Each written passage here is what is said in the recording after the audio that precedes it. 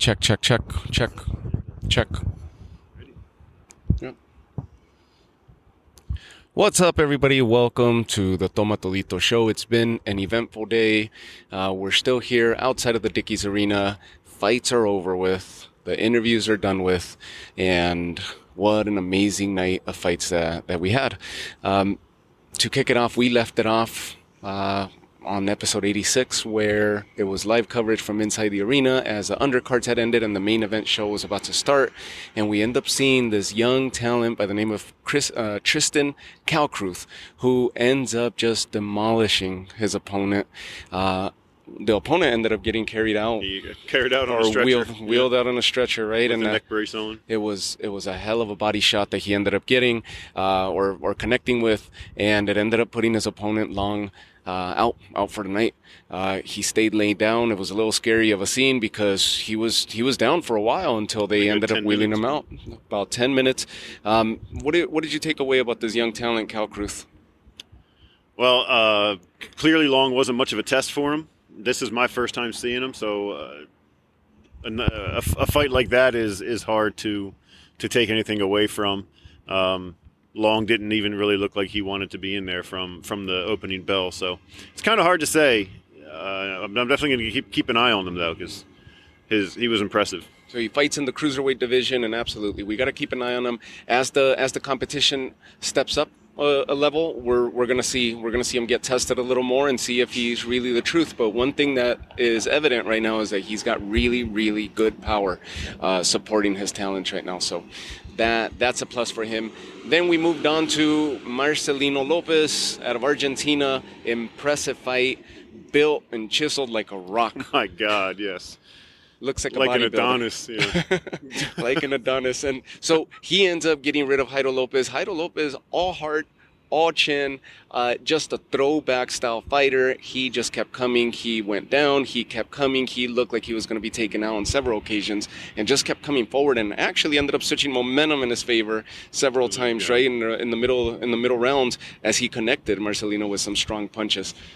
What did you make of? But yeah, in the end, Marcelino's obvious power. He just was able to take it over and close the night. And his tenacity and his strength. Yeah, he's definitely an impressive specimen too. And we're going to be keeping an eye on him too. There were some eye-opening fights tonight for me.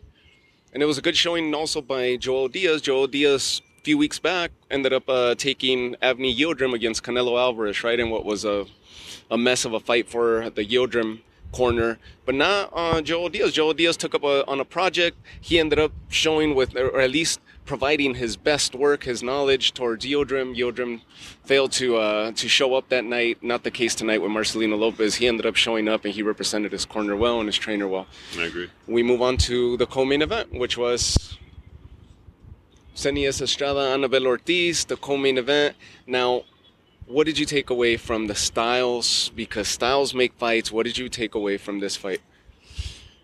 I think Ortiz was outclassed. She was more of a kind of a sloppy, in-your-face kind of pressure fighter. It's the typical Mexican style. Where Estrada, she's definitely got more polished boxing skill, and she was able to keep her at bay. Maybe some headbutts here and there, which the interview that Ortiz gave us, she kind of alluded to the headbutts being possibly an issue. But Estrada really showed that she's got the talent to be where she is. Ortiz got there, I think, on strength and just grittiness. But once she gets up to this top level, she paled in comparison to what Estrada brought. And if you look at Senias Estrada's record, she was 19-0 walking into the fight today. Now, Anabel Ortiz had a 21-0 streak since her last loss, since her defeat to Jessica Bopp out of Argentina. So a 21-0. So just that streak alone was longer than what Senias has been active as a professional. Now, there was absolutely the level of boxing that Senias Estrada has. She's definitely more refined. She is more methodical with her attack. Now, she started getting baited in with the inside fighting, and you started seeing the forearms, the dirty boxing. throughout the middle rounds. And it started, I think, as early as the second round, which is when the headbutt, and I'm sure it caused the headache. No doubt. The second or third round is when it started getting like really tight, really tense, and they started fighting inside a lot more. And it seemed like Annabelle was baiting Seniesa to get out of her style, out of her comfort zone, fighting from the outside, and it started paying off for Annabelle Ortiz, where the momentum started shifting in her favor.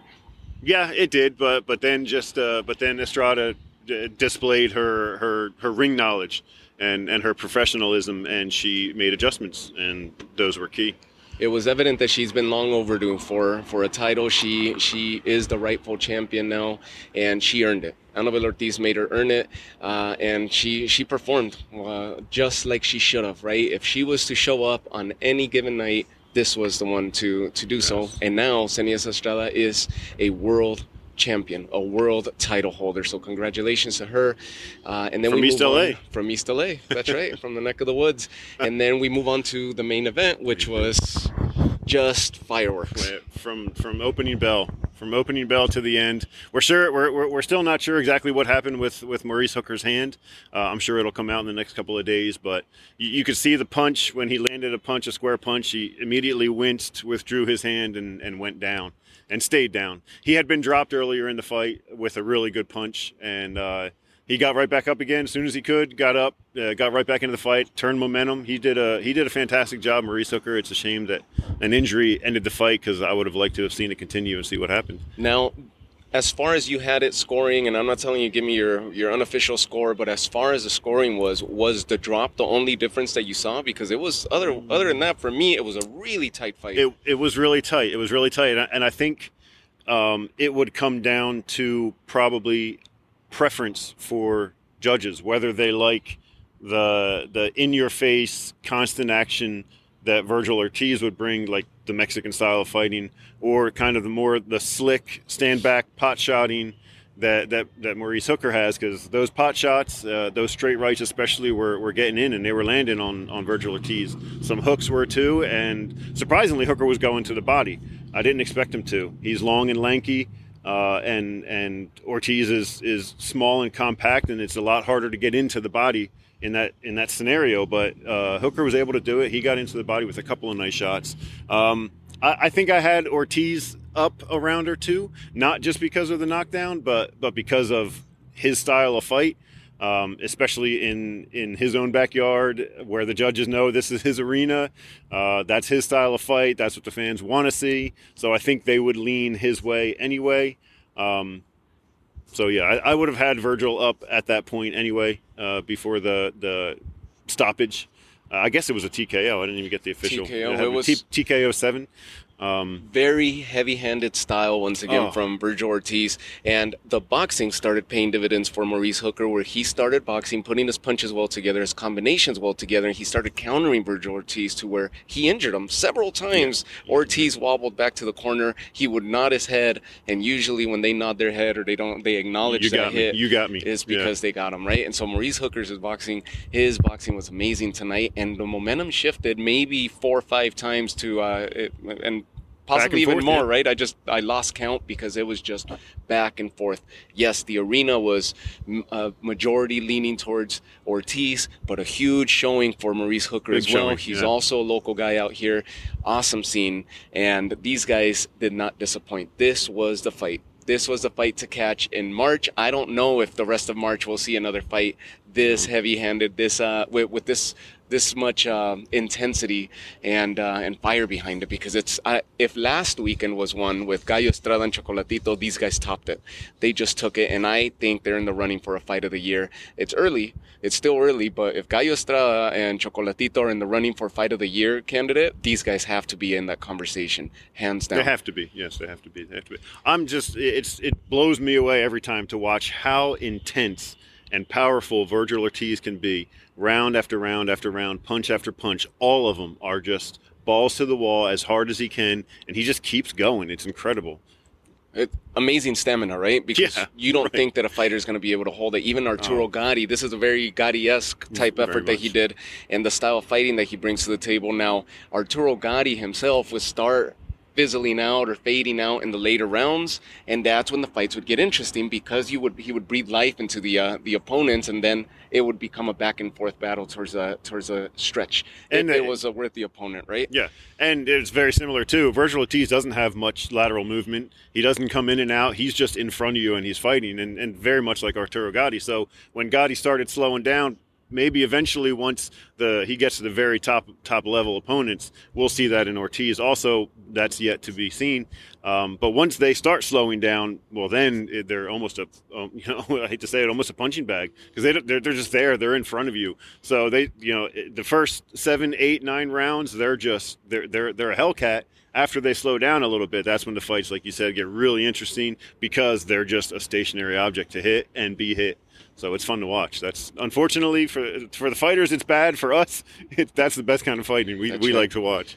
So our hats off to Maurice Hooker, his corner, his team, his preparation, his chin. Wow. Impressive. Yeah. And his boxing was just beautiful. He was able to switch momentum back in his favor several times, like we mentioned earlier, because of his boxing. His boxing bailed him out throughout the fight. It is unfortunate that it ended with an injury. We tried to get a hold of him at the end of the fight, but obviously he's in pain and he's got to go take care of that. So let's hope it's not a serious injury, that he's able to bounce back. I can't wait to see him back in the ring. And for Virgil Ortiz, he just jumps into a heavy and a thick welterweight division, right? He just jumped full of sharks. Yeah, he just jumped right up into the very top of them.